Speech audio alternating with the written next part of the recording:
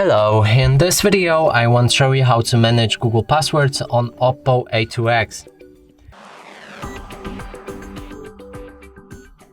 To do this, first we'll need to open our Google Chrome. It's necessary to have this specific browser. Then we can click on the three dots or arrow pointing up in the top right corner of the screen and move to the settings. Here find the password manager and make sure that offer to save passwords is activated. Now we can go back and try to log in into any website, in this case Facebook.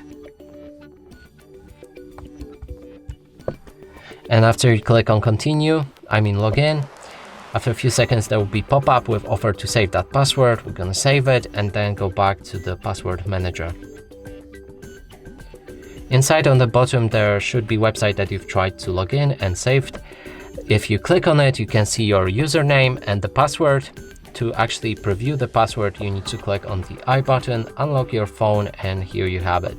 You can copy both of them, edit also both of them, but in this case, make sure to click on done when you've made your changes. And one last option is to click on the bin button to remove the password from the list.